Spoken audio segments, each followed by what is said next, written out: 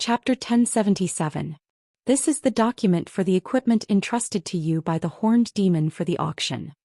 Luo Nan spent a few words to state the facts he saw. Then he asked, "What about you guys? What do you plan on doing now?" "Obviously we're here to beg for mercy." Blood Demon rushed to answer on behalf of the other side. But then he began to speak in a strange tone. "This signal has finally been transmitted from the central nervous system to the nerve endings. The problem is, if your fingers are burned, why are you showing your face?" At this time, the woman in formal attire finally got the chance to speak. She still maintained her bent posture, but she was able to express herself quickly and clearly. "Lord Luo Nan, please believe in our sincerity. We will let this group of auction items with serious flaws enter the withdrawal process." As she spoke, her back suddenly sank slightly. It was Luo Nan placing the folder and the corsage on her smooth back. Then he turned around and left. This woman in formal attire was proficient in business etiquette. Even though she had placed herself in a lowly position, she was still able to maintain her graceful bearing. But Luo Nan's move could not be resolved by any etiquette. Her entire body froze in place. The others waited for Luo Nan and the other two to enter the elevator before they dared to move. They helped take the folder off her back. "Executive Manager Car, are you okay?" The mess in the elevator was not worth mentioning. In the elevator car, Blood Demon praised Luo Nan's actions. "Beautifully done. Don't look at how they were just short of sitting down." In fact, this was the most insincere expression. Kenta Toyama wasn't so old that he couldn't move.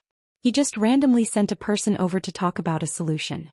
In the end, he just wanted to play a trick here. The only thing that needed to be thought about was the quality of the person chosen. That person should be your type, right? Push her out. Maybe your heart will soften and you'll agree? Luo Nan's expression did not change. Zhang Yingying rolled her eyes. She was still a bit curious. "What are you thinking by doing this? And the auction item? You need a plan to deal with it, right?" "I didn't think too much about it. I just felt that any enterprise in Osaka City would certainly have a connection with the Amaterasu Order. They don't dare to offend me, but do they dare to offend the Church of True God?" Luo Nan clearly didn't want to chat on this topic. He turned to ask Blood Demon, "Who are you lobbying for?" An old man with even less sincerity than Kenta Toyama. The only thing better than him is probably on this ship. Blood Demon grinned. "Maybe he's paying attention to you right now. What's his reaction?" "Who?" Zhang Yingying blinked. "It's the one you scolded during the appraisal meeting." Zhang Yingying's eyelids twitched and she immediately stopped talking. Without his boss by his side, it was better to keep a low profile. Luo Nan's thoughts turned for a bit and he confirmed his target. "Abner. Are you a little surprised?" "He's all right." Luo Nan spoke the truth. "He didn't seem to have a particularly tough feeling when I saw him come over today. I didn't pay much attention, so I don't know if that's what you mean." The Blood Demon burst into laughter. "That's exactly what I meant. Over the years his beard became more and more yellow, and his intestines became more and more twisted." To the side, Zhang Yingying couldn't help but ask, "Then the matter of him asking you to be a lobbyist and the matter of him going through the boss should be the same thing. If it's related to Gong Qi's death and the issue of claiming responsibility, then that should be the case. I don't think they have any other tricks up their sleeves." "Death?" Luo Nan didn't understand for a moment. "They're both violent deaths. A passionate armed melee and a deliberate murder aren't the same thing, right?" The Blood Demon winked at Luo Nan. "In any case, the dead can't live. In the end, what's going on, whether the responsibility is big or small, will be determined by the living." Of course, the other side also said that claiming responsibility is the basic premise. Luo Nan thought for a bit, but he didn't understand. He didn't understand. What was the point of beating around the bush? This design depends on the level of subsequent operations. To put it bluntly, Yellowbeard is stalling for time. He wants to drag the conflict to the back. He even wants to do a big shift. He already doesn't have the confidence to settle things at the Round Table Conference. So before he thinks about victory, he thinks about defeat. He's afraid of scraping that old face of his. The Blood Demon had clearly said that Abner might have pricked up his ears to listen in, but no one was as excessive as him. Right now, at least half of Abner lives by relying on his face. He was much more dazzling than he is now when he ascended to the position in the early days. He truly relied on his fists to beat people to death. The problem is that he's gotten used to being a consul these past few years. In the circle, he can rely on his old face to succeed in every endeavor. He's accomplished in the art of face, so he's ashamed to use his fists. Luo Nan went, "Oh." It seemed that he understood, but he didn't say anything else. Just like this, they exited the elevator and walked a few dozen steps through a tunnel with extremely high privileges and restrictions. "Hey, do you agree or not? Or are you saying that you want to discuss this with the martial monarch? This isn't urgent, right?" Of course we're not in a hurry. But it's hard to say for Abner. Fine. Let's leave him hanging first. The blood demon really didn't have the professional ethics of a lobbyist. He chuckled and tossed this matter to the side. At this time, Luo Nan took the initiative to talk to him. "Is the topic of the secret contract the one you guys want to backdoor with? How about it? Are you interested? I know this topic is your type." I'm a bit interested. Do you have detailed information?" "It's on the agenda." Of course there's information. The blood demon knew of Luo Nan's special state, so there was no need to share the documents. He snapped his fingers and shared his virtual interface, letting Luo Nan conduct a round of overview. "Actually, I should have given it to you earlier. What if I agreed to cooperate with you guys? It's not too late now. Not only do we need staunch allies on this issue, we also need universal understanding and sympathy." Bad choice of words. Luo Nan spoke to the blood demon on and off. At the same time, he quickly skimmed through the relevant contents of the topic material and clarified the relevant topic. Discussing the X factor. "I remember you guys saying earlier that this sort of basic level stuff isn't very popular these past few years. But it can still attract people's attention. It's a very good entry point. At least that's how I understand it." "That's truly a pity." "Huh. I'm saying that it's too much of a pity not to delve into the discussion." Luo Nan's attitude was quite sincere. On the topic material provided by the secret contract High Lord, Luo Nan raised an old but classic proposition. X, the unknown core element that allowed supernatural powers to appear on Earth. The core element that allowed humans to carry out highly efficient self-evolution. In the end, what is it? And how should we go about discovering it? Is it a simple invasion of mutated genes? Is there an additional special composition in the Earth's atmosphere? Or is there a change in the operating rules of a more fundamental existence of spacetime? Over the past few decades, this sort of research in the inner world had risen and fallen, never ceasing. Practically all possibilities in the current cognitive domain had been exhausted. Right now, the secret contract High Lord did not provide a completely new research perspective from the perspective of the material. However, he made an unprecedented in-depth exploration from one of the perspectives. The Observation Abyssal Region. Chapter 1078. The division of the mental plane of the inner world was still in the age of chaos. Even the concept of 3 layers, 1 area and 1 domain did not exist. The exploration, observation and research of the abyss sector had already begun. Although the theory could not keep up, it was useful. As long as one could actually touch that side, resist the violent turbulence and form an effective interference structure, one would be able to use an unimaginable power. One could use it to attack and cultivate, pulling one's level away from others in an instant. In comparison, the polar domain, which seemed to be higher level and more transcendent, was a notch lower in practicality. Therefore, for a long time, including now, the inner world's development of applied techniques aimed at the abyss sector far surpassed the relevant basic research. In the past few decades, it was not that no one suspected that the existence of the abyss sector and even the polar domain was the X factor that turned supernatural power from legend into reality. However, no one was able to find the corresponding evidence. Even now, no one was able to figure it out. Did they always exist? Or did they suddenly appear at some point in time and change the course of the world? Luo Nan quickly flipped through Lord Secretdeed's discussion materials. He did not find any words or sentences that could determine the nature of the abyss sector. Clearly, this research had not touched upon the essence of the abyss sector. As for whether or not there was a breakthrough, it was up to the individual to decide. What could be confirmed was that Lord Secretdeed's observation work was quite solid. The observation points were spread all over the world. The basic data was detailed down to the day, and the corresponding special events were accurate down to the minute and second. A single glance was enough to tell that this was a research team of considerable scale and an astronomical amount of investment.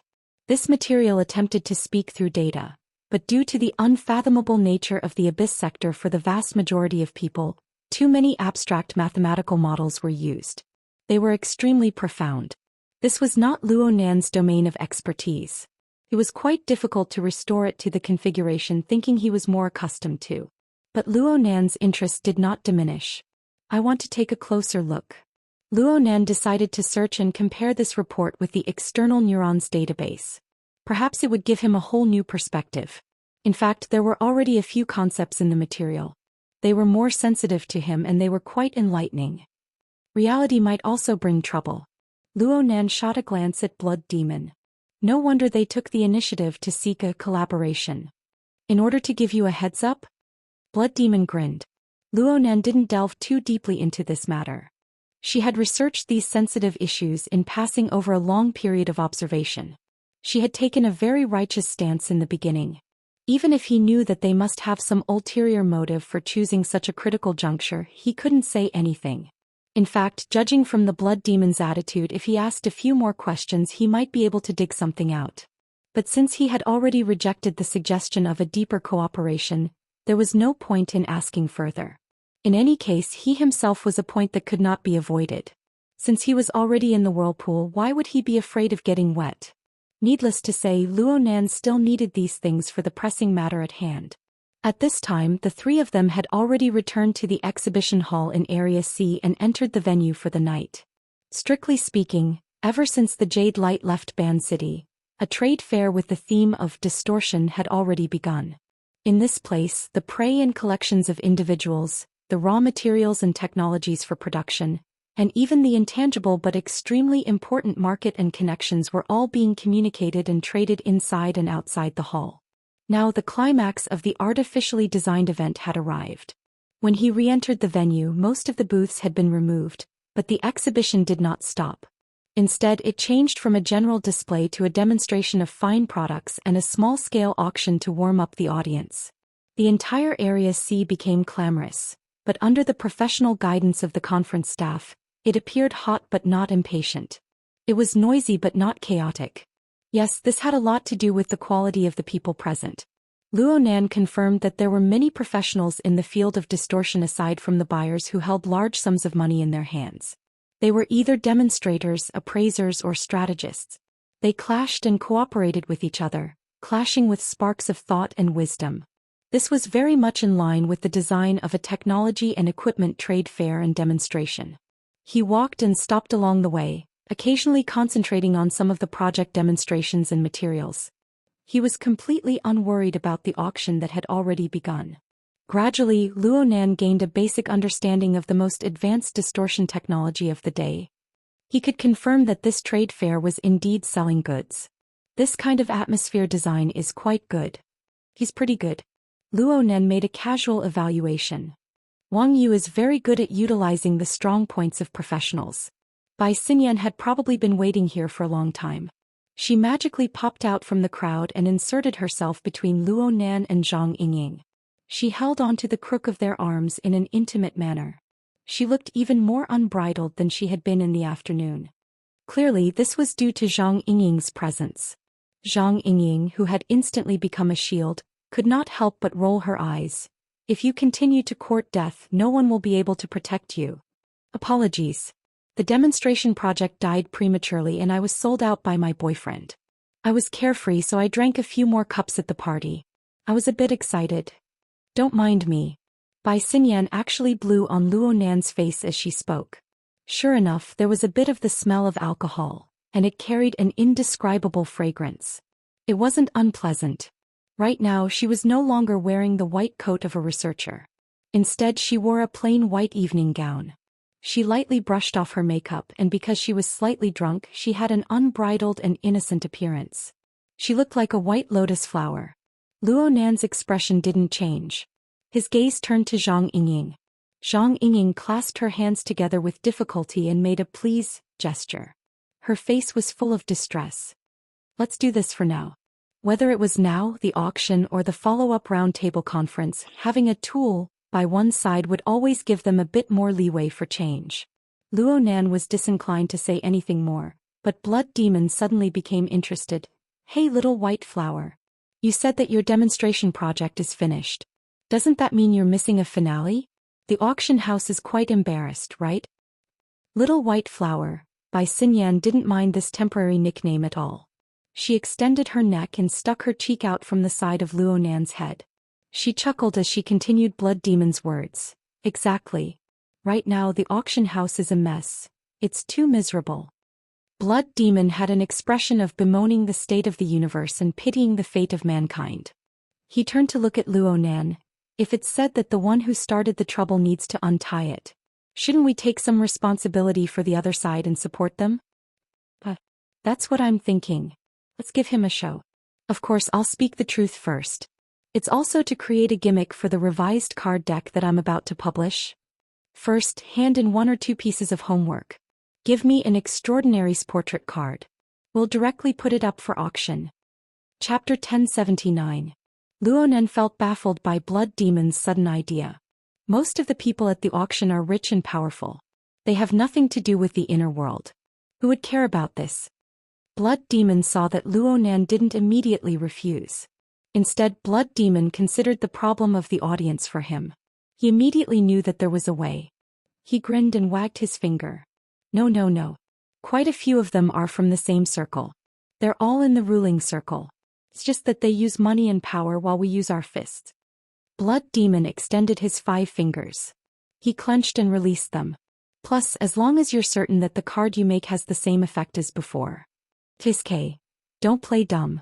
I'm talking about the move that summons Ox Demon. You're counting on those people to activate and borrow the extraordinary power of the card. What? Do you rely on burning money? The Blood Demon blinked. You mean to say that it was indeed effective? Can it be used once or can it be used multiple times? How would I know? It's just that the painting material given by High Lord's secret deed is good. Stop flattering each other. It's not like I didn't ask about it. Blood Demon clapped his hands. It doesn't matter if it can be used once or multiple times. It doesn't matter if it's practical or not for those people. It's a gimmick. With this move, this old man who doesn't even have the strength to truss a chicken is the same as inviting a door god home. A living door god. How interesting. Generally speaking, door gods have all died before. Blood Demon acted as if he didn't hear these words. He began to plan the details in high spirits. With how chaotic the auction is right now, it doesn't take much to get through the joints and add an impromptu program. As for the candidates, it's a bit troublesome. Brother, your knowledge isn't enough. Since it was a portrait, they could only choose the ones Luo Nan had seen before. There were nearly 100 extraordinaries in the entire world. There were only a dozen or so of these. There were also some that they couldn't court death no matter what. For example, Her Majesty Empress Wu, who was waiting for them in the private room of the auction site. Of course, since Blood Demon took the initiative to bring it up, he certainly had a plan in mind. I have a good candidate on my side. He has strength, prestige, and style. He doesn't have too high of a relationship with everyone. Generally speaking, the awkward situation of a door god won't occur. Plus, he's someone you've seen before. The vast majority of people have never seen before. Hearing Blood Demon lay out a long list, Zhang Yingying couldn't help but be curious. Are there such people among the extraordinaries? Who is it? The Snow Demon circled the air with her arms to show that it was huge. Then she said, Poseidon. Poseidon? Luo Nan didn't react for a moment. Diamond? Zhang Yingying was confused. Who's with that guy? She suddenly went silent in the latter half of the conversation. Blood Demon used a finger to tap her, praising her for having a lively brain. He turned to face Luo Nan with an expression of exasperation that Luo Nan didn't live up to his expectations. Didn't you just fight it yesterday? No matter what, they should know each other very well, right? No one had seen that fellow before, but whether it was in the inner world or the secular world, his name was extremely resounding. Once he appeared in the world, there was no doubt that he would explode. Though it's still the image first. Before he finished speaking, Shui Yao suddenly froze and his footsteps slowed down. Luo Nan and the others overtook them. Luo Nan curled his lips. Zhang Yingying and Bai Xinyan didn't feel anything at this moment. In fact, the vast majority of the people present were completely unaware that an enormous tsunami had suddenly rolled over them on a special plane that was very close to them. Since the source of the power was too high, the distance between it and the material plane was pulled apart. But in the end there was still contact, and the point of contact was Shui Yao.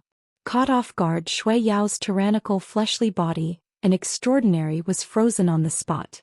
It wasn't that he couldn't move, but the moment he moved the balance would be broken.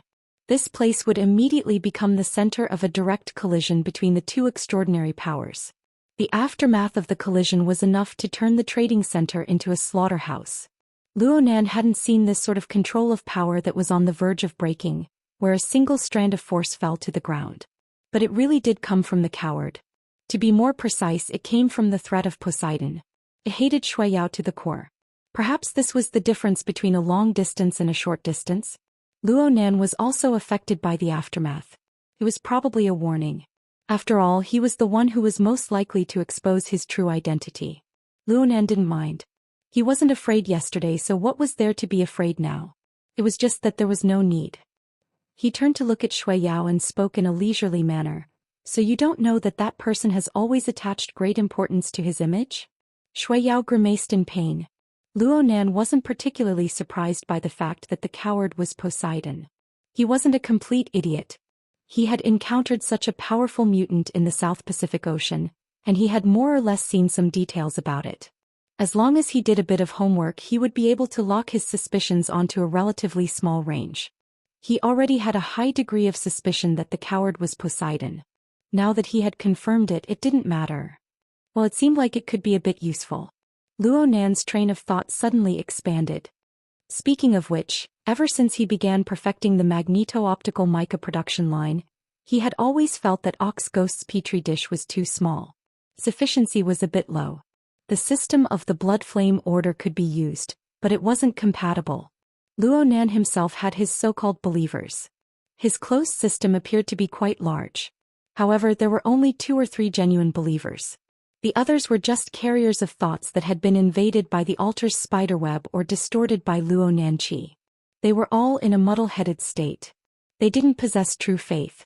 As for this person, Meng Chong had said that Poseidon's extraordinary power had given birth to a few belief systems in many ocean cities.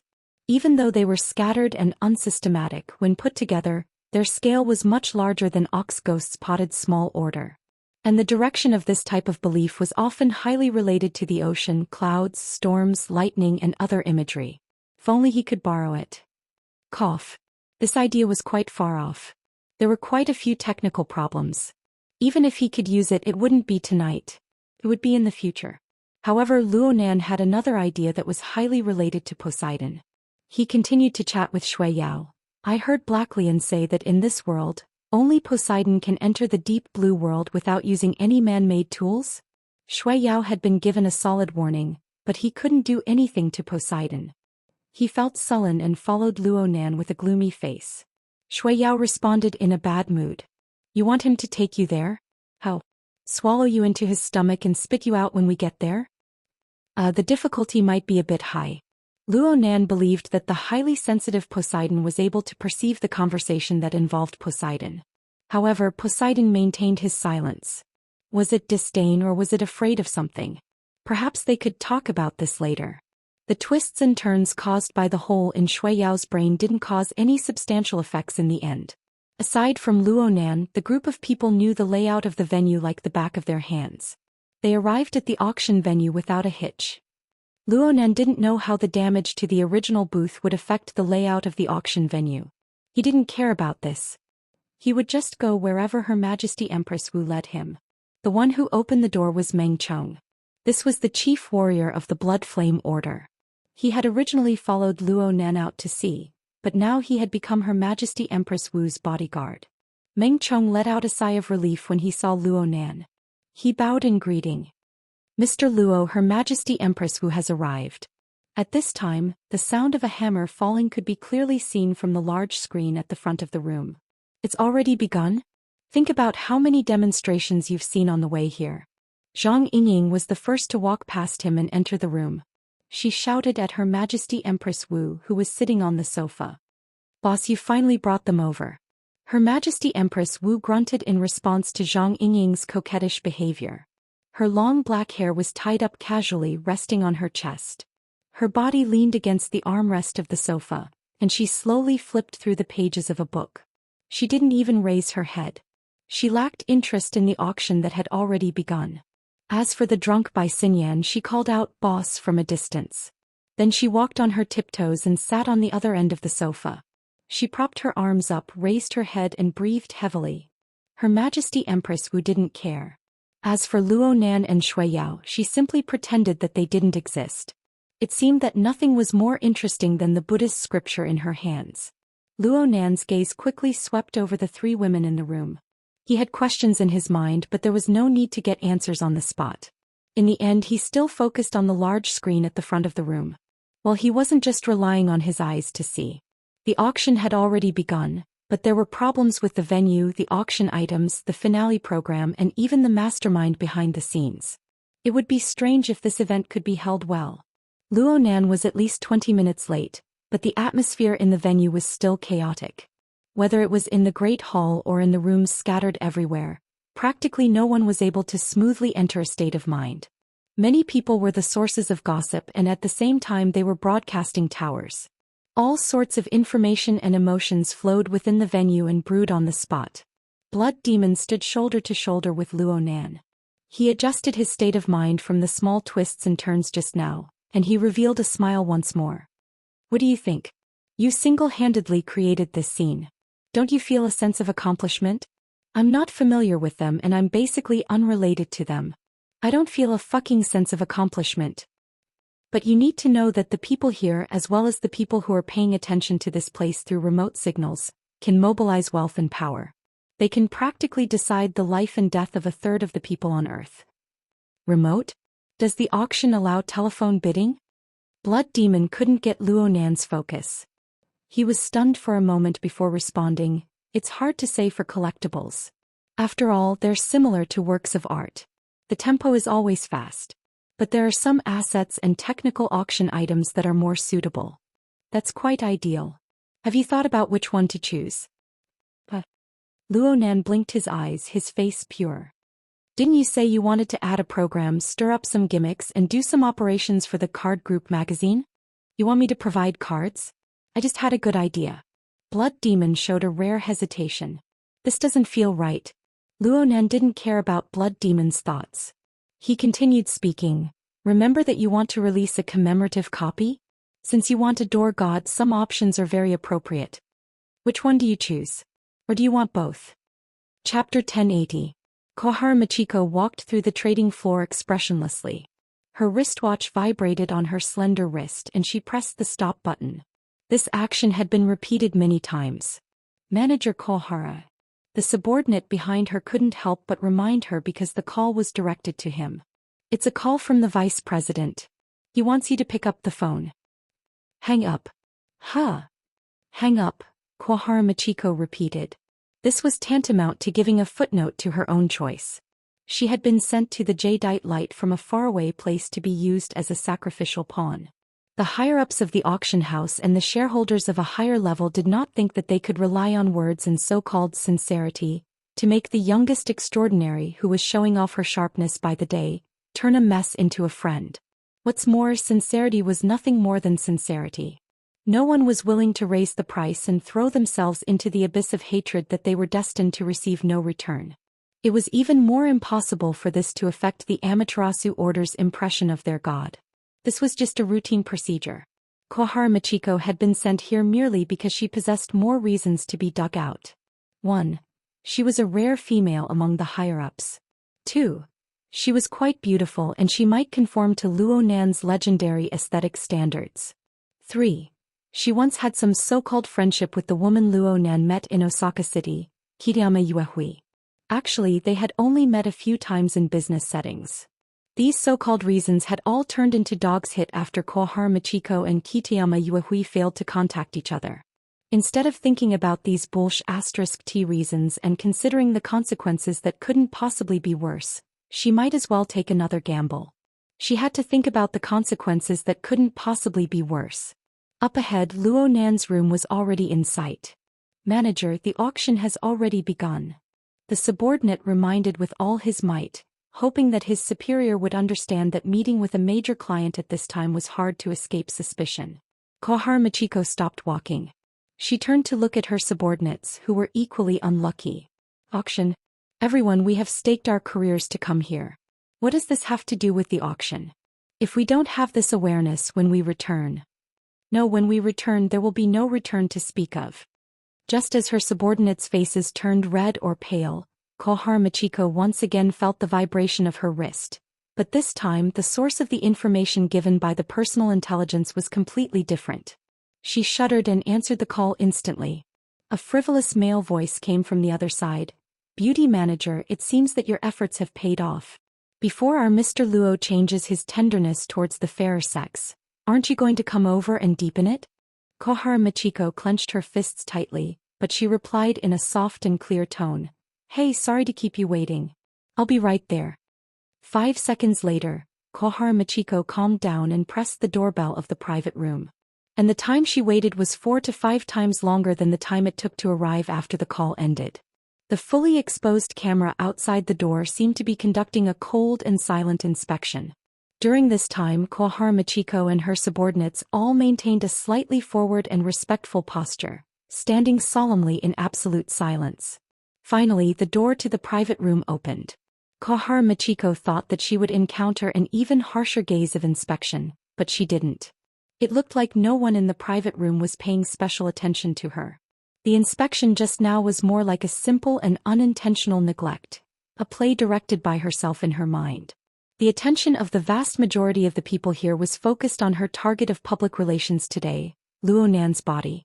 They watched him use his finger as a pen and the water vapor as ink to draw diagrams high in the air. Some people clicked their tongues, some people hissed, and some people simply moaned. You think the matter isn't big enough? The one moaning and complaining was the man who had called her over with a frivolous tone. The internal intelligence of the auction house listed him as one of the most terrifying, extraordinary blood demon. The tone was one thing, but the excitement on his face was the real deal. Kohar Machiko went to look at the outline of the water vapor imprints, but she came at the wrong time. Luo Nan had just finished his draft. He waved his hand and erased the water vapor diagram. The youngest extraordinary in the world turned her face to face blood demon and said, "You said it before. I have to take the initiative. I have to press forward. I have to arrange a position forward. Since they're retreating, I'm going to advance. I'm going to advance until they have nowhere to retreat." Sure enough, his drive was unparalleled.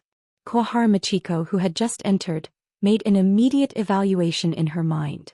She combined it with the relevant intelligence and secretly pondered how she should respond appropriately when it came time to deepen things. Blood Demon raised an eyebrow. Even a rabbit will bite when it's cornered. Aren't you worried? I'm saying that headquarters' arms are quite long. If you really piss them off, they won't be able to hit you on the ship, but they'll be able to do it over at Osaka City. That will depend on whether or not the true God and the Pope are willing to give up their own training grounds and abdicate their positions to President Abner. I have a premonition that they might not be willing. Blood Demon was very sharp. What did you discover this time? That cow demon? Luo Nan's mood was quite relaxed. He pursed his lips in the direction of Kohar Machiko and casually joked, "Are you preparing to silence her next?" Saying that you have tender and protective feelings for the fairer sex isn't wrong in the slightest. Kohar Machiko could only pretend that she was deaf after being treated as a target of ridicule. Her eyes were focused on her nose was focused on her mouth, and her mouth was focused on her heart. She stood still like a statue, not adding any variables to the conversation between the two big shots. Sure enough, Luo Nan was the first to return to the main topic. "I just feel that Lord's secret contract looks like he's going to make a big deal out of it. With him backing me from the back, I'm emboldened. Hey, you need to know that his agenda is at the back. Haven't I seen the materials already? I'll be careful not to stray off topic. Besides, I might even be able to help out." Blood Demon was a bit startled. He looked at Luo Nan and Luo Nan responded with a smile. For a time, Blood Demon was actually struck speechless by Luo Nan's strong will to forge ahead. Luckily, he soon cackled loudly. Young people learn things quickly. He then turned to Her Majesty Empress Wu. "Don't you think that there's no need for you to make this trip?" Her Majesty Empress Wu didn't even raise her head. Her fingertips slowly flipped a page. "Do you want to make a bet?" "No, I don't want to raise a flag." Blood Demon tactfully backed down. By this time, Luo Nan had already called over Kohar Michiko to make the relevant arrangements.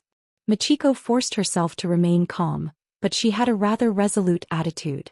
It actually saved him quite a bit of effort. That's about it. There shouldn't be any problems, right? Of course there were problems, but Kohar Michiko wouldn't reveal any awkward emotions in front of Luo Nan. She bowed once more.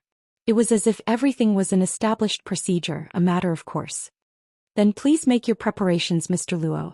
We will notify you 5 minutes in advance. Okay. Luo Nan's answer was simple. Kohar Michiko took a shallow breath. She maintained her bowed posture as she backed out of the door.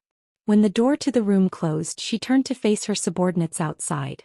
Her eyes were completely filled with a sharp, cold, and hard light. From now on, it will be time to test everyone's resolve. What sort of resolve? Kohar Michiko didn't give a clear answer, but at this time, many people naturally came to a realization. It was loyalty. And it wasn't necessarily towards the auction house. It was towards Executive Kohara himself. This was a bit more subtle. In any case, Executive Kohara, who had received some sort of order from within the room, seemed to be the one who truly held a resolve to act. Chapter 1081.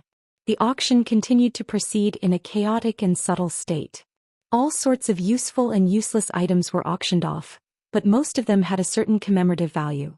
However, regardless of whether it was the auctioneer or the bidders, they were all a bit absent-minded. So much so that the heat couldn't be stirred up. The rate of unauctioned items was clearly higher than normal. Under this sort of atmosphere, it was quite normal for 1 or 2 unauctioned items to be auctioned off. Kenta Toyama is probably beating his chest and stamping his feet. They gave you such a good excuse in vain. They just think so. Bai Xinyan rested her chin on Zhang Yingying's shoulder and laughed softly. Someone has his face raised to the sky. Maybe he only has eyes for the sky. No, he only has eyes for the sea of stars. Don't pretend to be crazy under the influence of alcohol. Zhang Yingying warned her, but Bai Xinyan kissed her on the cheek. The two immediately became a ball. Luo Nan ignored the small chaos in the room. He continued to prepare in an orderly manner. He asked Blood Demon to introduce a few more details about the painting materials he was going to use. In other words, the secret deed and the special stylus. Looked like he really was going to paint. The problem was he only saw the preparation. He didn't see the painting. There was a knock on the door to the room at this time. Kohar Michiko personally came over to inform him, "Mr. Luo, it's almost time." "Oh, how do I get there?" "Please follow me." Blood Demon bared his teeth. Rather than saying he was nervous and worried, it would be better to say that he was highly excited. Hey, are you really going to do it here? Don't say I didn't tell you. Impromptu speeches, compositions and the like might not be taken care of. Many people will be able to use it against you. Luo Nan grunted. If water really doesn't get in, then wouldn't many people be disappointed and in despair? How are we going to talk about the follow-up? Zhang Yingying, who was still being strangled by Bai Xinyan, grew more and more bewildered. Is this for real? Bai Xinyan responded by her ear. It's clearly a fake body. But his mind is definitely his own. Are you scared? Blood Demon raised his eyebrows. He didn't give up on his earlier thoughts. He made one last effort. Are you really not going to find a few helpers who can help you fill in the gaps? Luo Nan had already turned around and walked outside. I have to get a feel of things first. Don't they all say know yourself and know your enemy? Also, I have to give everyone a chance to get to know me and understand me.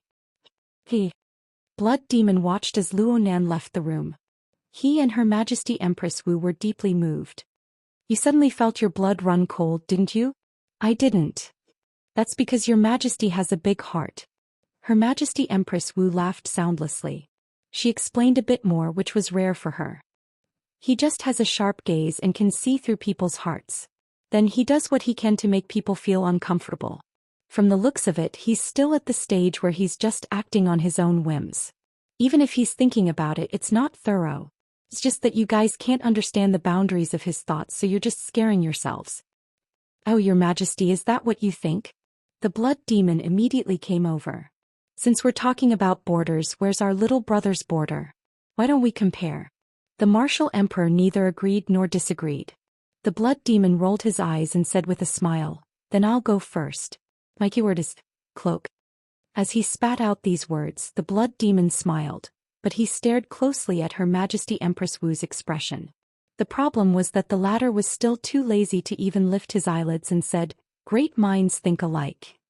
Zhang Yingying, who was at the side, could see through the blood demon's overly impatient thoughts. She curled her lips but soon called out, "It's on stage, it's on stage." Before she spoke, the ring screen in the private room had already begun to display a different image. The auctioneer on the stage had just ended an unsuccessful round of auctions. Not only was his mouth parched, but his face and hair were also covered in a layer of fine sweat. This was all because of the chaos caused by the situation that had gotten out of control. It must be said that he was also one of the few senior figures in the industry, but this was the first time he had encountered a situation where the entire venue and several hundred people were not in the right state. It was also at this moment that an order from above came through the earpiece. It was absurd and unquestionable. The auctioneer's mind was blank. He subconsciously turned his face to look at the side of the stage. Just at this moment the light on and below the stage changed. The light on the auction stage was dim, but below the stage there was a new area where the light was focused. There a youth dressed in ordinary clothes, but his age was unusually young. He didn't make any unnecessary movements and directly walked forward, casting his gaze over to the auction stage. The experienced auctioneer's gaze met the youngster's. For some inexplicable reason he was a little dazed. The absurd order that entered his ears seemed to have become his own thoughts, and he blurted out in a daze. "The next auction item will be displayed by the auction house's special guest." Halfway through his sentence, the auctioneer paused.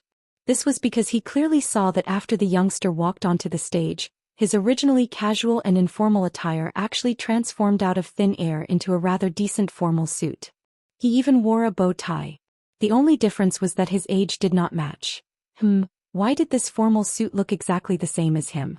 The auctioneer's face was full of shock and he was stunned on the stage.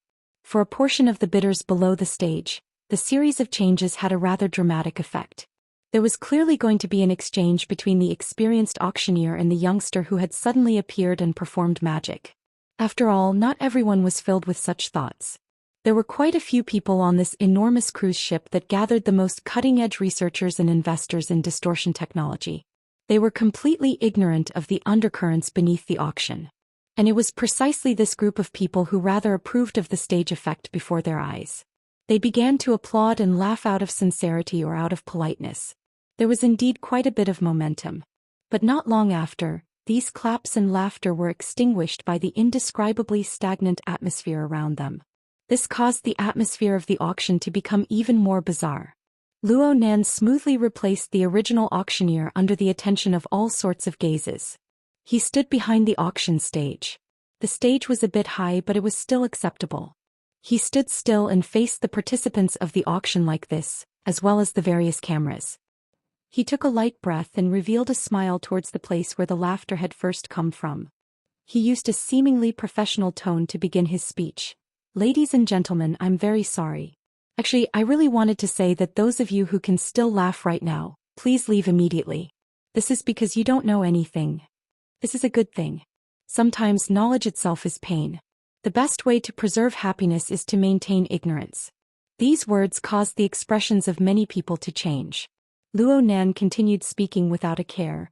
"Please forgive me if my words have offended you.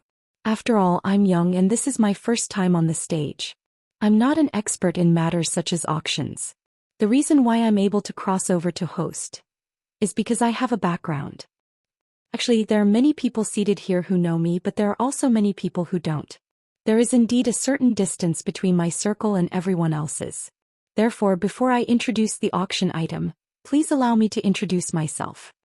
Chapter 1082. My name is Luo Nan. I'm 17 years old this year. I'm a 10th grade student at Acumen College in Xiao City. Luo Nan was very serious and very solemn as he announced his true identity from behind the auction stage. It was because of this truth that a sense of dislocation was formed. This caused this auction to instantly become the scene of a youth group speech competition. Emotions of astonishment and absurdity interweaved within the brilliantly lit auction house. Even though Luo Nan had just given them a cold stab, there were still quite a few people present. They hesitated whether or not they should laugh and support him. In reality, the atmosphere of the auction house was indeed slipping towards a speech competition. Luo Nan stood ramrod straight, allowing the auction stage to cover most of his body from his chest down. The visual effect really couldn't be described as tall and straight. Only his enunciation was clear. There's one reason why I'm standing here. It's because of the current auction item. The large screen behind him displayed the equipment that had been moved out from the 70 format laboratory and the corresponding annotations. It let all the bidders present know that this auction item included the original location of the wilderness laboratory that housed this equipment in addition to the equipment on the stage. This was a temporary layout of the auction house. The original stage was originally planned to be on the lower level, but it was already being pulled up to display the real thing. But due to Luo Nan's methods, the stage was torn to pieces. It was already impossible to continue with the original plan. It could only be transferred through the lens. It was hard on the staff of the auction house. These professionals specialized in visual effects were able to use light and shadow effects to create a desolate feeling of order amidst the chaos within the lens of this chaotic scene. And this gave off a bit of a feeling of a stage play. Luo Nan seemed to be moved at this time. This is what my grandfather who has gone mad, my father whose life and death is unknown, and my mother who has already passed away. There are also a few seniors that I know and don't know. They single-handedly created this place in the wilderness. It represents their life experiences and achievements. It is also one of the few places that I know of that I can pay homage to.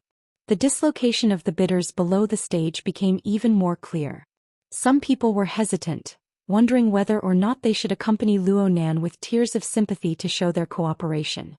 Of course, there were even more people who were confused by Luo Nan's inexplicable speech. The whispers within the auction house were getting louder and louder. People needed to clearly understand the true logic behind this absurd scene. But at this time Luo Nan laughed first. After saying so much, everyone should be able to tell that I obviously don't want to sell it. But someone beat me to it and sent it to the auction house. They even deliberately came to show off to me. There's nothing I can do. Luo Nan just smiled like this. His gaze swept across the field. It didn't matter if it was the hall or the private room. As long as he wanted to look, there was nothing that could obstruct him. At this time he was the focus of everyone's attention. Luo Nan raised his left hand and gestured with 2 fingers.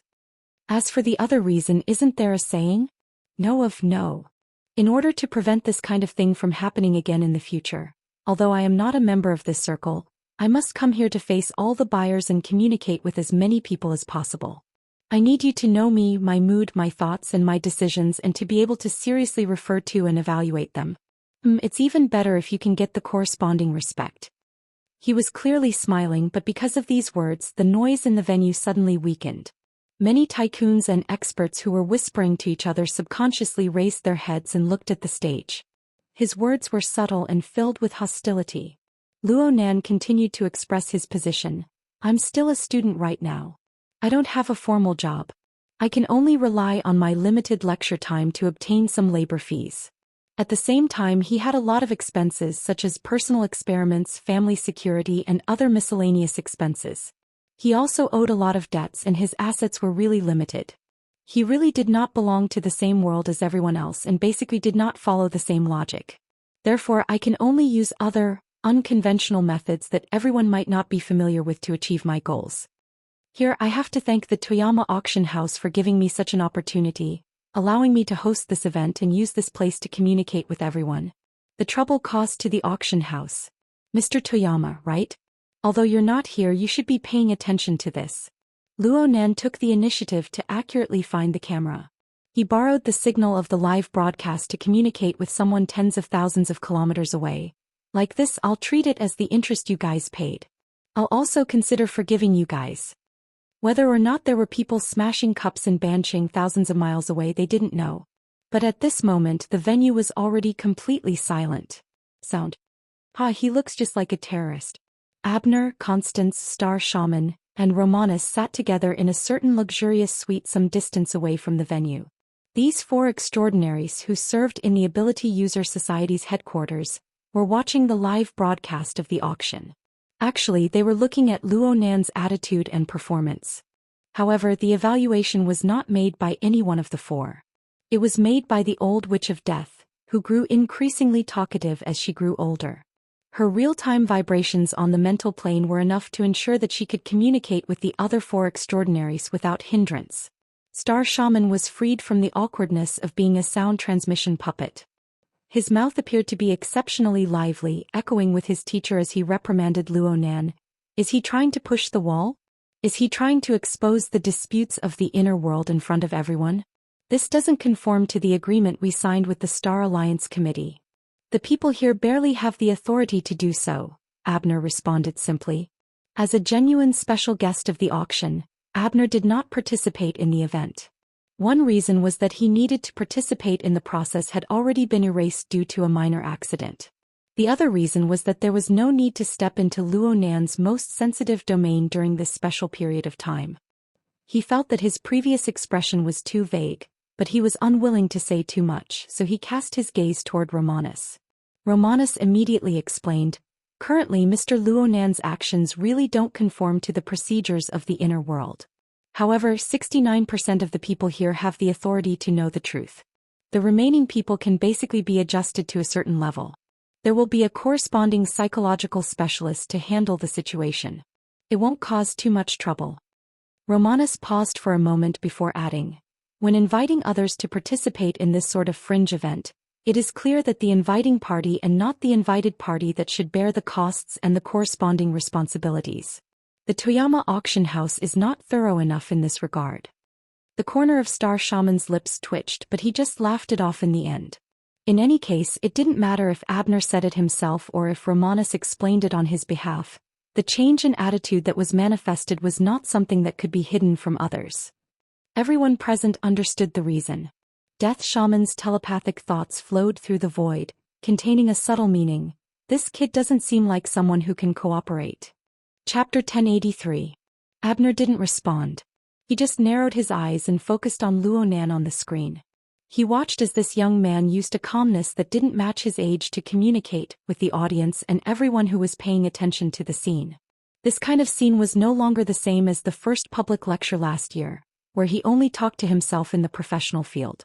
It was also different from the almost one-sided display on the Zeolite Beach 2 days ago. The current Luo Nan seemed to have begun to pay attention to feedback. At the very least, he had begun to deliberately grab the attention of the people, deliberately provoking the emotions of the people. Just like right now. Since I'm in this position, I have to fulfill my duties as an auctioneer. Let's forget about the exaggerated statements on the screen and in the booklet. Frankly speaking, they're miles away from the main point. Luo Nan seemed to have returned to the main topic. He began to introduce the auction item, but he began with a rhetorical question. It seemed that he was very happy to interact with the bidders at the scene. How many people think that they are just a set of equipment and the address of an abandoned laboratory? It no longer has any practical value and can only satisfy the hobby of a few people? No one responded. The bidders at the scene did not respond enthusiastically enough. Because a considerable number of them had not figured out the situation, at least not yet. Should they feign ignorance now? What about sneaking away? Or should he cooperate obediently? The atmosphere at the scene was somewhat awkward, especially in the eyes of the bystanders. The Star Sorcerer found it a little funny. This person is really full of resentment. However, what's the use of getting angry at these people? Should I answer my own questions? Or do you want to perform stand-up? Luo Nan laughed from behind the auction stage as he spoke. The audience was clearly cold, but Luo Nan looked like he had a card up his sleeve. There are quite a lot of them. There are about 31 or 32 of them. That's about 1/5 of the total, and it overlaps with the initial laughter. This means that everyone here really doesn't know anything about this. You're still a distance away from our circle. At the very least, you haven't come into contact with the most valuable things yet. I still have to work hard on the next step. As for this, in my opinion, it's best not to join in the fun. However, if he still hadn't made up his mind to leave, it might mean that he didn't have the chance to leave. Thus, he decided to just be a witness. Believe me, there is a reason for your existence. Where did he learn to act like a charlatan? The Star Shaman couldn't help but speak again, but his brows were already furrowed. There's still a round number. What right does he have to say that? Information? Speculation? Speaking skills? Shut up. The frequency of the old woman's mind oscillation increased slightly, and she displayed a different emotion. The room was silent for a time. Luo Nan continued to speak in a manner that was neither too fast nor too slow. I can see it too. I also don't know. There are some differences inside. There are some gentlemen and ladies who don't know about it and they really don't know about it at all. But there are some gentlemen, yes, I'm talking about the one at table number 4 who is facing me, the one who is hugging girls on both sides. His heart is obviously clear, but his beautiful female companions are all clueless about it. This is a bit too much. This kind of frivolous joke was meant to tickle people's armpits. Most of the people present were experienced people who had been in business for a long time, so there were very few who laughed along with him. This was also because of Luo Nan's direction. The people present were all reputable characters. They were directly called out by name and the surrounding gazes were focused on them.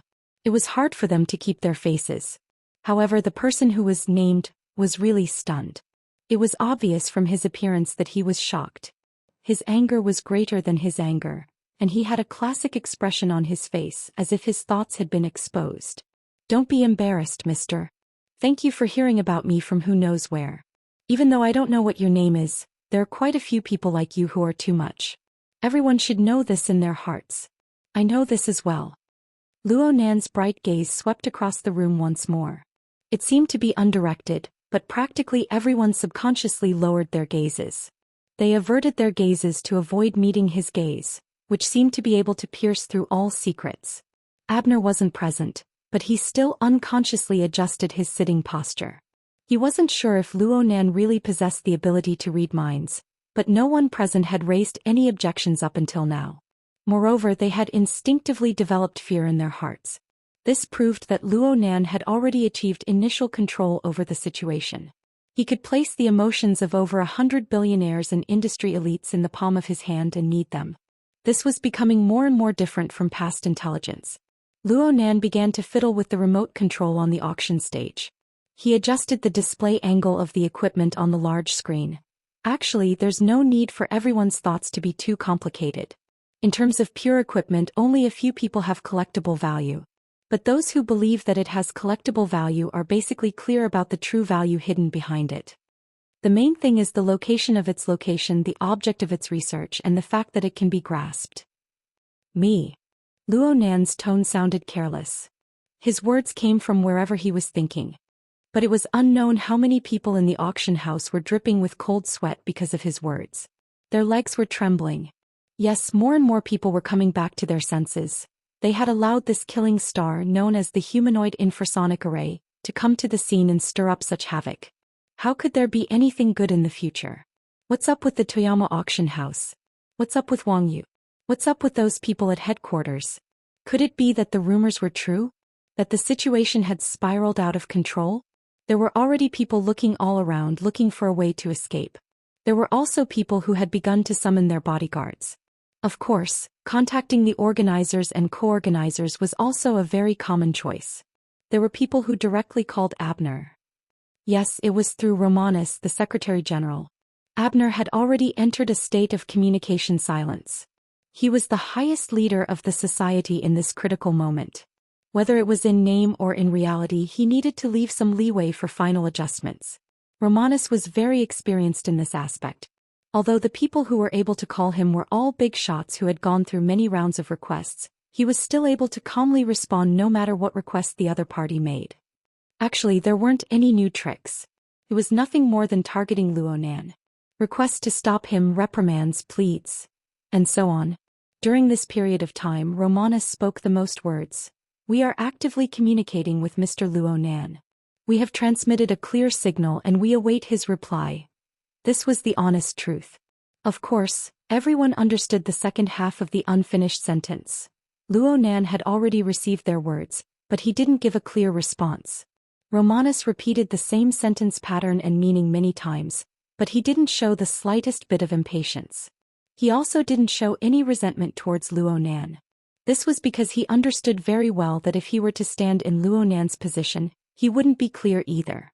He borrowed this thinking space to toss and turn a few things. He wanted to probe the bottom line of headquarters a step further. This was the smartest choice. Abner took the initiative to release a signal of cooperation to Luo Nan through the dual channels of Blood Demon and Her Majesty Empress Wu. He didn't explicitly state the method or the time limit of the feedback.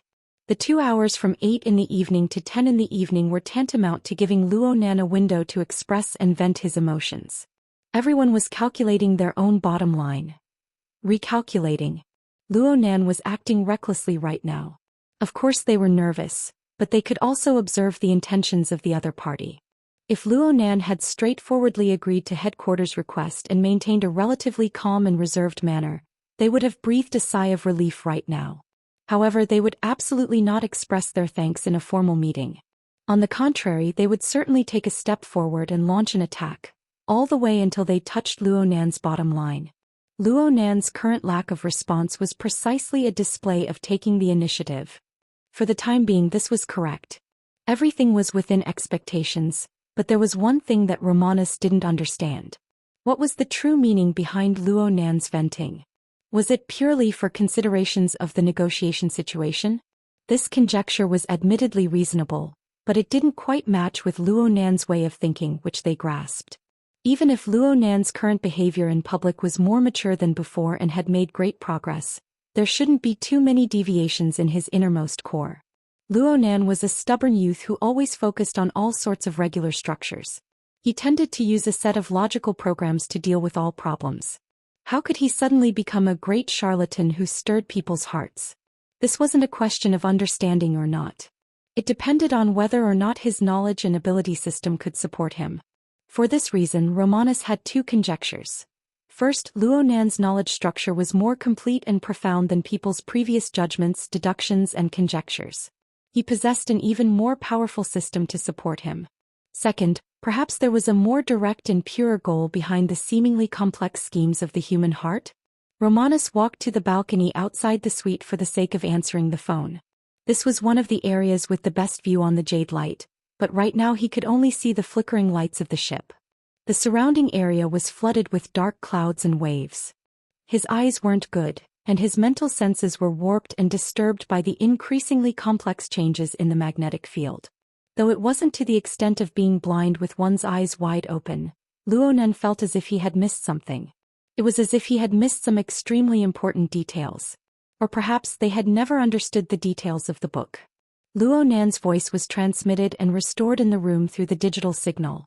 There's a very complicated thread of story behind this set of equipment. There are some things that even I don't quite understand. Perhaps there are some people here who know more than I do. Yep, I can't limit myself to the scene. There are some gentlemen and ladies who are paying attention to this place through the live broadcast signal. They are much clearer than I am. But no matter what others think, since I'm standing here, I will do my utmost to display its value. It won't just be a gimmick to display my strength and a tool to pinch others. And I believe that this process will bear corresponding fruits. I will piece together more truths. This isn't something that can be changed by the will of certain people. Romanus turned around just in time to see Luo Nan's smile on the screen. It was exceptionally brilliant. Chapter 1084. What an incredible young man. Michiko Kohara was standing in the center of the exhibition hall in Area C. In front of her was the arc-shaped booth that was torn apart by an unknown force. But now the original outline could no longer be seen. People's attention was more easily attracted by the broken cracks themselves. These cracks were so huge that there was no support between the pieces of the booth. It seemed that it was impossible to resist the heavy equipment above and could collapse at any time. However, they stood there steadily. The closer they were, the more details they saw, the more incredible it was. According to the original plan, this place should have been upgraded to the next floor before the auction started and served as the main exhibition area. But at this time, the young man who was talking in the venue directly ruined this plan. However, some pre-installed equipment around it could still work, so this place was temporarily enclosed and used as half of the backstage. At this time, many staff members were walking back and forth here, dealing with various problems, at least on the surface. No matter how busy the staff members were, they carefully bypassed the central booth area. At the same time, there were some researchers with different backgrounds, carrying large and small instruments, carefully walking through the cracks in the steel, trying to find more valuable clues. Two different circles temporarily went hand in hand with each other. Michiko Kohara was here. Through the ubiquitous screens and projections, she was paying attention to the progress of the auction. She watched the young man who completely distorted the trajectory of her life speak on the stage. He also distorted the thoughts and wills of others. Surprisingly, she didn't have too much resentment. She was more envious, and she thought of her son. Wuxia can become like this when he grows up. It should be something to be proud of. She didn't have much feelings for her tool husband, but her stubborn and cute young son was one of the important fulcrum of her life. Just thinking about the future a little, even if it was mostly fantasy elements, could remove some of the barriers in her heart and reduce some of the pressure. This rare moment of freedom did not last for long. Because of the series of changes at the auction site, while the headquarters was under pressure, they also transmitted more intense pressure and even emotions. Bastard. How can you change the process and personnel of the auction at will? Are you going to bet on Toyama's decades of reputation? Michiko Kohara took a deep breath, adjusted her breathing and answered with an appropriate calm attitude. Vice President, I am following the instructions of the Board of Directors. I have obtained Mr. Luo Nan's understanding. I haven't occupied any resources outside of my authority. The voice on the other side suddenly rose a notch. So you're using the reputation of the Toyama family as a bargaining chip and recklessly throwing it out? Obviously, Shingo Toyama, the grandson of President Kenta Toyama, was so angry that he blurted out some inappropriate words. However, he wasn't completely stupid. He forcefully turned the situation around. The Board of Directors only gave you the order to control the unsold, and no other authority. Are you trying to be smart, or are you deliberately avoiding the question? Look at the situation now. That damned brat actually named the president. How much pressure and passivity will this bring to the company? Vice President, forgive me for having a different opinion. Michiko Kohara still maintained a calm tone. I believe that compared to actively creating an unsold auction in public, passively accepting underpower should be more reasonable and easier for people to understand. After all, the other side was an influential figure in the upper-class circle. Moreover, as an executive and as a negotiator, I have the authority to temporarily change the process of the first-level auction. No, you don't. Shingo Toyama was practically roaring. If I were merely a sounding board, then the Board of Directors wouldn't need to send me thousands of miles away to the Pacific Ocean. Michiko Kohara's voice had a bit more of a biting cold metallic tone. Forgive me for speaking frankly, but according to your understanding, Vice President, you don't expect or hope for this public relations to achieve results. Is it to avoid a momentary victory that magnifies one's own inferiority under power? There was a crash on the other side, and it was unknown what had fallen. Shingo Toyama's voice was clenched into a ball in his fury. He rolled in his throat. Kohara, are you sure you know what you're saying? Even if you're the representative of the Kohara clan? You're throwing your clan's face into the mud when you're saying these wild and absurd words. How shameful, Kohara. Ah, I'm truly sorry.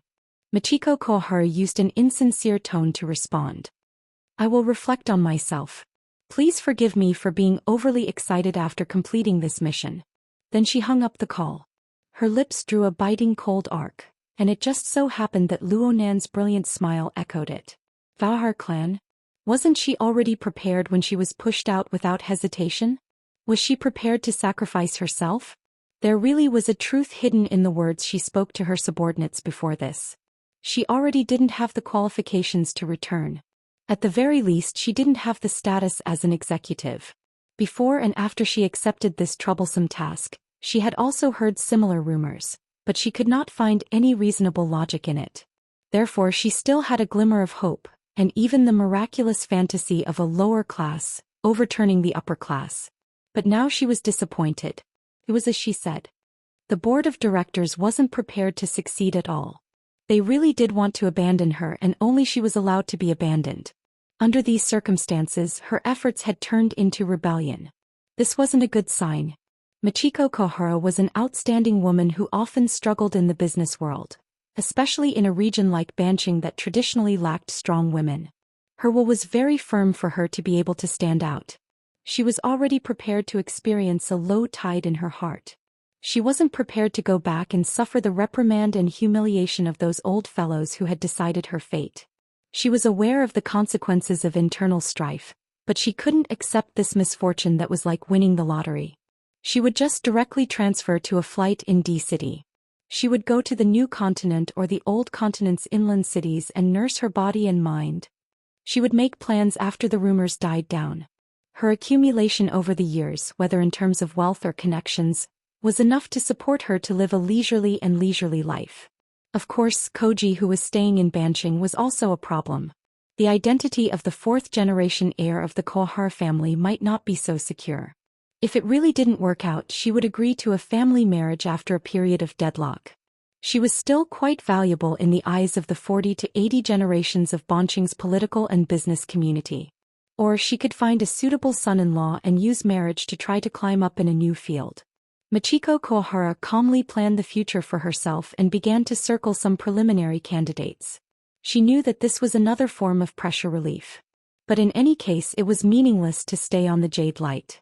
Michiko Kohara glanced at the dazzling young man on the auction stage again and directly turned around to leave. At the same time, she contacted her secretary to arrange the follow-up itinerary. Executive Director Kohara, you can't leave. Suddenly, someone rushed in front of her and blocked her way. Michiko Kohara was shocked. At this time, the broken booth behind her suddenly made a harsh friction sound, and it was getting louder and louder. It was like the prelude to the collapse of the whole thing. Chapter 1085. The booth shook, startling the backstage staff and researchers, but they did not see any obvious structural changes. In this place, the external structure was not reliable. Some of them were especially excited after the fright, such as Dr. Sun Can. While the booth was shaking, he had a strong premonition. At the same time, the surveillance equipment he had brought over also captured a clearer signal. Forward. Up. In his excitement, Song Kan's instructions weren't clear enough. In the end, he simply took over personally, ignoring the danger and rushing to the front line to direct the adjustment of the equipment parameters. Kohara Michiko looked at the booth structure and the subsequent noise. It was the same. Anyway, a non-professional like her wouldn't be able to see anything, so she turned back and faced the person who stopped her. Minister Kawamoto, I remember that you are the on-site dispatcher. Aren't you going to take a look? No, General Manager Kohara, my current mission is to stop you. Kawaguchi Tashimoto was the one who answered the call from the Vice President, Shingo Toyama, and questioned Kohara Michiko's behavior. Kohara Michiko wasn't angry. Instead, she laughed. Why are you stopping me? Higa-san, you are too nervous.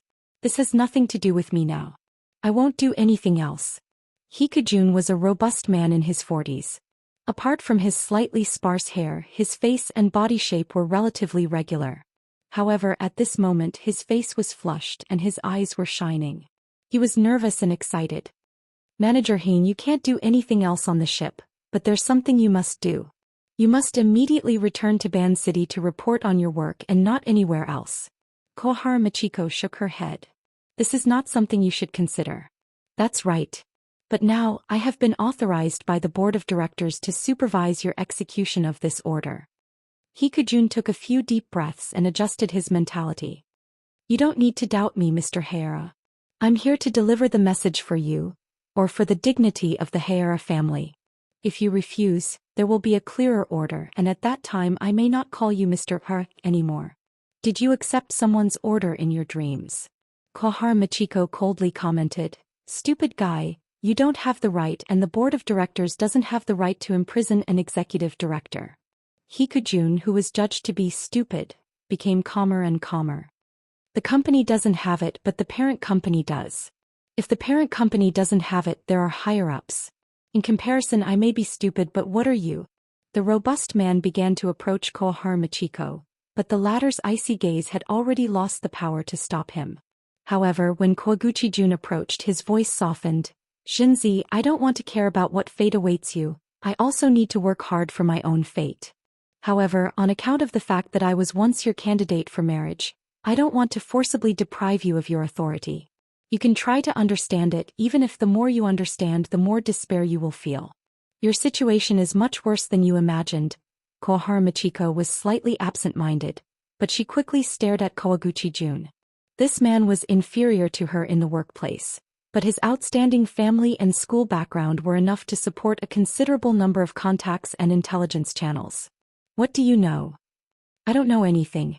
But I clearly know that ever since you were chosen to accept this assignment, The value of your routine has only been a bow of apology. And then there's a tool called Kohar Michiko. It's just that you became a special choice at a special time. Regardless of success or failure, it has become your symbol. Koguchi Jun's tone was extremely gentle, just like when he was trying to understand back then. But his eyes were as dirty and greedy as they were back then, and there was even a certain hidden pleasure in them. Xinzi, you know that many people will be interested in this symbol. They are actually interested in Luonan, or perhaps they fear him or revere him. But they have no way to confront him head-on, so they found you. In a certain sense, you possess a certain collectible value because of your so-called hookup with him. Kohar Michiko faced these extremely offensive and insulting words with indifference. These things sounded absurd and dirty, but in some circles they didn't count for much. If she was a normal person in the business world, this might not necessarily be the case. But she was a rather famous family representative who still revolved in the traditional and decadent circles of power. The backlash would come even more cruelly. She was a member of that traditional and decadent circle. She used to look at others with cold eyes, but now it was finally her turn. It wasn't strange at all. Kohar Michiko even curled her lips and sneered a bit. Yes, that's the expression. That's the way you are. The corner of Koguchi Jun's eyes twitched and a flush of red suffused his face. He advanced half a step forward, practically sticking close to Kohar Michiko's body. He lowered his voice to the point that it was nearly inaudible amidst the trembling noise of the steel structure of the original exhibition stage. I know that you'll definitely understand. You see, we're all thinking the same thing. The scene in the auction, Luo Nan's words. Actually, if we followed the original plan to auction off those cumbersome equipment, it would be exactly the same as your current situation. That young gentleman destroyed this auction, but he increased his value. He's like a powerful source of radiation. He shoots rays at your body, causing you to emit a dangerous yet enchanting light. There are plenty of people in this world who don't dare or can't touch him in person. But they hope to go through you, to personally feel the power of that power, to the point of destroying, to the point of trampling. So you're having an orgasm. Kohar Michiko didn't dodge. Her smile became even deeper and more mocking. The instant the words left her mouth, she suddenly lifted her skirt and lifted her knee, ramming it toward the lower abdomen of the man in front of her. However, Koguchi Jun understood her far too well. Even though his heart was in chaos, he was still prepared. He used his hand to block in a dangerous situation. He broke out in a cold sweat, but he still grinned and laughed hoarsely. It's coming. Michiko, I've always been watching you. In the future I'll also... But... Koguchi Jun suddenly froze. He was facing the direction of the original exhibition stage. Even though 90% of his attention was placed on Kohar Michiko, he could still receive some information from the corner of his eye, especially the especially obvious ones. It seemed that the original exhibition stage. Before Koguchi Jun could figure out what was going on, a shadow strolled over. The shadow reflected the lights of the exhibition stage, only revealing a gloomy silhouette that was reflected in his eyes. You guys racked your brains to torment this kind of restricted plot. Have you ever considered that there are minors present? The young man faithfully restored his slightly hoarse voice. It was quite recognizable. Let's not talk about whether I like it or not. The problem is that your level of concentration is clearly lacking. Shouldn't I be the center of attention? At this time, Kohar Michiko struggled free from Koguchi Jun's grip with all her might, pulling away from him. She was still gasping for breath, but she was startled by Luo Nan's sudden appearance. Why was Luo Nan, who was speaking confidently and with assurance on the upper floor of the auction house, here? Her reaction speed surpassed Koguchi Jun's by quite a bit. She swept a glance behind Luo Nan and saw that the original exhibition stage was still in ruins. She quickly turned to face the other side of the exhibition stage. Then she felt a bit dizzy. What appeared in her field of vision was no longer the screen that shielded the original exhibition stage. Instead, it was the messy arrangement of banquet tables. There were also over 100 people dressed in formal attire. They were bright and beautiful, but right now they were stupefied. It was as if they were in a dream. The auction house. No. Kohar Michiko turned her head once more, but she saw the original exhibition stage, which was still buzzing and trembling. It was in pieces. But Koguchi Jun finally reacted at this time, but he was in a much worse state than Kohar Michiko. His rising momentum vanished like smoke into thin air. He turned around a few times in a daze and his legs became knotted as he tripped and fell to the ground. It was only at this time that his heart, which was filled with bewilderment, was shaken out of his throat. Where is this? No one answered him. Perhaps no one could answer him. Kohar Machiko turned her gaze again and looked at the audience below the stage, at the frightened and stiff bidders. Almost no one was looking at them. In fact, they didn't even pay attention to them from the beginning to the end, even though there was an extremely explosive and delightful plot here. The reason for this was because there was an even more conspicuous, enormous and inconceivable object and change appearing before everyone's eyes. Kohar Machiko was a person who had been neglected in the cracks. She gradually found reason amidst her dizziness, and she let it display extraordinary effects. She jumped out of her experience and logic. She found a barely acceptable explanation for the situation before her eyes. It was the only explanation she had. The original stage on the lower floor overlapped with the auction stage on the upper floor. The original plan that Luonan had destroyed and caused the staff to tear up with tears in their eyes had taken a big turn. Now it was presented in such a form before the eyes of all the participants present. Had the upper floor collapsed or had the lower floor been lifted up? There was no answer. Kohar Machiko didn't feel anything else from start to finish, aside from the sound of the vibrating metal structure beside her ears. And the reality before her eyes was this. The two floors that were specially used for display had a total height of nearly 10 meters. They overlapped together in such a gentle manner.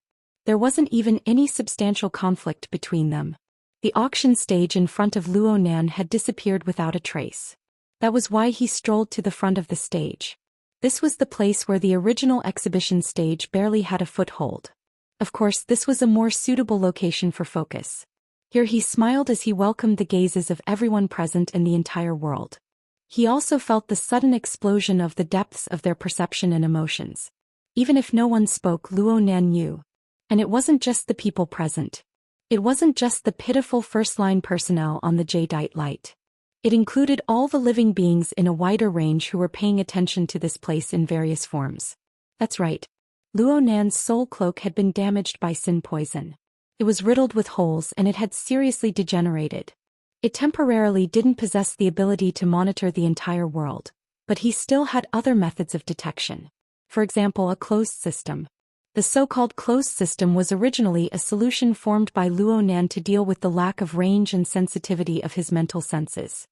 It used its own laws to distort the me and not me as a standard to capture and analyze the target. During this process, Luonan used the method of order construction from the near to the far, from the inside to the outside, to form a telescope-like clairvoyance mode. It captured details that were originally unknown to him outside the range of his mental senses. After the soul cloak took form, this system wasn't very useful. It only existed as a large production line for soul strength. However, the Luonan Qi, which pointed directly at the laws of the human heart, was actually born from this system. Now the detection function of the closed system was online once more. And after a period of tempering, coupled with the infiltration and changes of the mica structure, it was much more sensitive than it was in the beginning. The root of the problem was that a tiger would not fall even if it died. A tree would still have its roots cut off. Traces of the layout of the past were left behind in the world. Luonan's soul cloak and the mica structure recombined and reconstructed, rapidly expanding. The living beings that were once covered by the soul cloak, shrouded by the living starry sky, and bound by the altar's spiderweb would more or less respond. They had already been sent into the Luonan Qi. They would continue to profit from it, becoming food for the growth of the frame of Luonan's body and soul. At the very least, they would become the Cepheid variables that radiated periodic pulsations on the star atlas.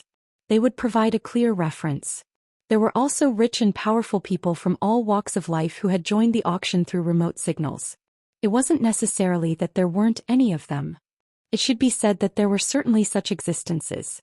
This was the result of Luonan's soul cloak, the altar's spiderweb, and even the daytime nightmare covering the 500 million square kilometers of the Earth's surface region. However, the vast majority of these people did not know Luonan before this. Or perhaps they knew him but they had no interest in him. They did not directly touch the switch and they were unable to form a corresponding relationship. The core function of the Luo Nanqi had always been dormant. Right now they were just making up for this lesson. The corresponding relationship had indeed been established. It didn't matter what sort of goal these people had in observing, considering, or scheming. For example, the arrangements made against Kohar Michiko were filled with filthy and inferior thoughts. They took pleasure in doing so. But their original thoughts really did revolve around the central axis of Luonan. They spun and formed slender threads of sugar.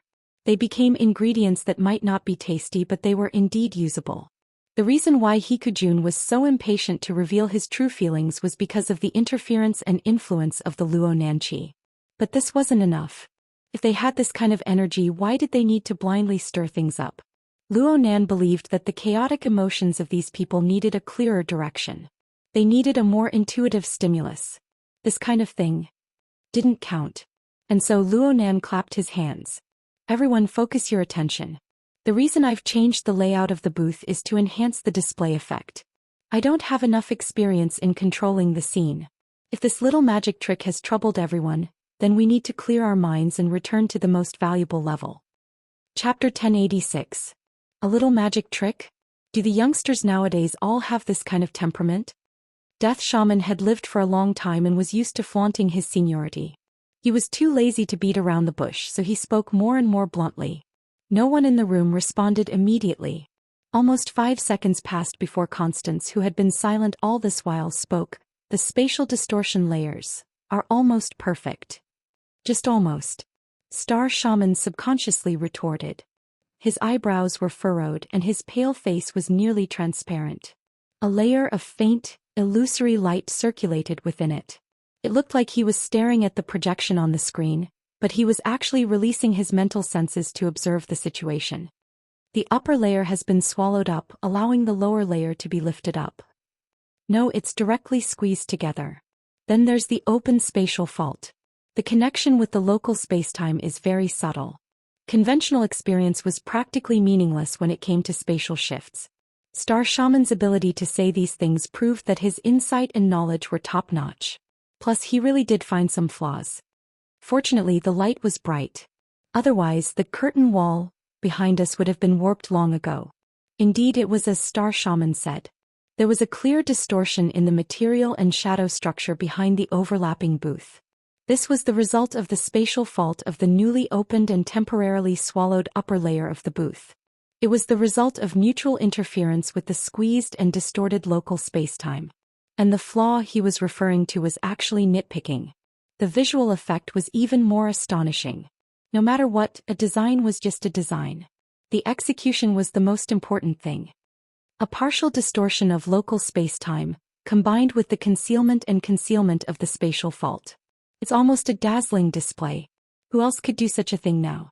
Biangchen, Aplon, and Connie.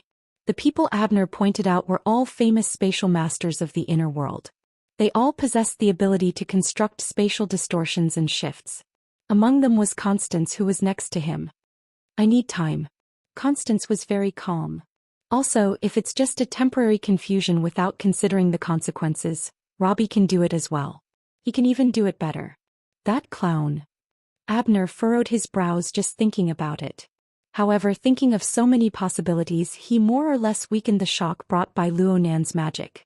In addition, he also remembered that the information stated that Luo Nan had gone to the booth to use his methods as soon as he arrived on the jadeite light. There had been 5 to 6 hours in between. Luo Nan should have made preparations in advance. Abner tried to calm himself down, but he noticed that the Star Shaman was staring at him. This display of extraordinary power and the corresponding force of pushing the wall is a little difficult to explain. It's okay. It's just an understatement. Abner described it in a very Eastern way with a smile. The Star Shaman sneered. Combining Abner's and Necromancer's evaluations together, it might be closer to reality. But when it came to Luo Nan himself, he was in the middle of the situation. He really wasn't too clear on what kind of mentality he was in. He just stood in front of the stage, letting himself become the focal point of everyone's gazes. He also evaluated the present situation and the effects he needed to achieve in the future. Luo Nan's earlier greeting wasn't completely effective. There was still some chaos in the auction house. In addition to the auditory noise created by the participants' shock and bewilderment, there was also visual interference. Standing closest to the front was Koharu Michiko and Kowaguchi Jun, who was sitting on the ground. This was fine, but behind them were the stupefied researchers led by Song Kansas. There were also the backstage staff. It was a bit of a mess, especially since they were in the cracks of the steel structure. Luo Nan had to be careful not to step on their heads as he walked back and forth on the stage. It was a fly in the ointment. If he had known earlier, he would have sucked them into the spatial fault. Luo Nan was a bit moved by his lack of experience. Then he signaled with his eyes. The target of his gaze was obviously Koharu Michiko, who was closest to him. Her status was also relatively suitable. Koharu Michiko was startled for a moment. She looked at Luo Nan again. Though no words were exchanged, she actually understood Luo Nan's intentions. She gave a slight bow and bypassed Kowaguchi Jun, the on-site supervisor. Luo Nan issued an order to the backstage staff, telling these people who seemed to have fallen into a dream to quickly withdraw and bring along those researchers. Where could they retreat to at this time? The people on this side of the stage could see the warped state of the area behind them. In fact, their colleagues on that side weren't brought up at all. Perhaps they were left on the lower level, or perhaps they were swallowed. This wasn't a problem they had to consider. They could only withdraw in the direction of the emergency passageway of the auction house under Koharu Michiko's command. Song Kan originally wanted to struggle a bit, but he looked at Luo Nan's back and lost his courage in the end. There were 20 to 30 people and some equipment. It would be quite a scene to withdraw. Even if they were to leave through the emergency passageway, they would still have to pass through the area where the participants were. Over 100 billionaires and experts at the scene just stared blankly at the stream of people who had abruptly appeared along with the shattered stage. They passed by them. Suddenly, someone in the front row reached out and grabbed the corner of a staff member's clothes. He really grabbed it. The clamor within the auction house suddenly rose to a new level. After all, there were some people in the auction house who were still stuck within the scope of daily experience. They confused the spectacle before their eyes with the advanced visual technology of the modern world. They were surprised, but they didn't feel the impact of breaking common sense. But in the instant the corner of their clothes was grabbed, the boundary between reality and unreality was completely broken. The buzzing noise suddenly became chaotic and even sharp. Many people needed to adjust and adapt. Luo Nan saw all of this with his eyes, and his train of thought became even clearer. Sure enough, AR and VR technology were all the rage in the modern world. The more one saw the visual impact, the more likely it was that they would overlook key things. His methods were a bit more straightforward when faced with this kind of situation. Luo Nan didn't control the scene for the time being. He allowed the clamor to continue, and he had ample time to make better preparations. For example, he took out the suitcase with the notebook and drawing materials from the spatial fault. He let the notebook return to its original position, the exact same position as shown on the catalog of the auction items. In addition, he also had to admit that as the upper stage was moved away, the original stage was hastily replaced, and the large screen behind it was gone. The holographic projection equipment that was originally designed below was removed, and the chaos of overlapping space was behind it. Not to mention the visual effect, the subsequent presentation would also require some effort. Luo Nan looked at the suitcase. It was stuffed to the brim with black cloth. It was what Blood Demon called the secret deed book, and he had a new idea. He did it as soon as he thought of it. He snapped his fingers, and the secret deed book in the suitcase soared up like a living dragon. They connected and pounced onto the chaotic background curtain wall behind the stage. They twisted and unfolded, blocking it. How many secret deeds were there in total in a small suitcase? It was impossible to cover the area behind the stage no matter what. In fact, Luo Nan only used them to cover a single corner, and they were basically all used up. However, this unique drawing material, known to be handmade by High Lord Secret Deed, naturally had its own mystical aspects. Under the catalysis of Luo Nan's telepathic thoughts, the dark color of the book actually permeated to the two sides of the diagonal. Actually, this was the result of the special structural rules of the secret deed book spreading outwards. The surrounding dark chaos that Luo Nan had mobilized mixed together with the book. They resonated with each other, and in the span of a few breaths, the curtain wall behind the stage was completely dyed black. Luo Nan wiped it with his telepathic thoughts and nodded. This blackboard was fine, but why did it seem more and more like magic? He shook his head and laughed to himself. He didn't say much. He picked up a paintbrush that was congealed from a special powder and simply crushed the tip of the brush, causing it to return to its powdery state. Then he condensed his telepathic thoughts, forming a brush in the void, and began to paint. H4, a type organic powder, followed Luo Nan's telepathic thoughts to form the most flexible of brush strokes. It could be traced, it could be hooked, and it could be brushed. In the blink of an eye, a diagram was laid out. There seemed to be fine sparks of electricity flickering within, giving off a bit of a laser engraving effect. Practically no one in the audience understood what Luo Nan was trying to do in the end. But humans were visual creatures in the end. The image was clear and their imaginations came naturally. The first thing that appeared before their eyes was a world map. It was the Pacific Ocean version. Whether or not it was accurate was another matter. In short, it had the same meaning. It even took into account the curvature of the Earth's surface. It vaguely displayed a rather three-dimensional feeling, and it had the effect of slowly rotating from left to right and from west to east. Such a drawing method required parts of the diagram to be born and destroyed, to be similar and to be continuous. There was probably no other artist in the world who had such quick hands aside from Luo Nan. Luo Nan didn't use his hands. He used his soul strength to interfere with reality, which was why he had such ability. The outline of the map was formed. Luo Nan was in the north-central region of the Pacific Ocean, slightly to the right of the 180th meridian. He drew a small circle, clearly marking the current location of the participants present. Then he pulled out an extremely direct line from the marked circle. It still followed the curvature of the Earth. It was like a newly planned route, pointing straight to the south-central plateau region of the old continent. Luo Nan drew another circle there, and then the line powder gathered together. The world map that had just formed was erased in an instant.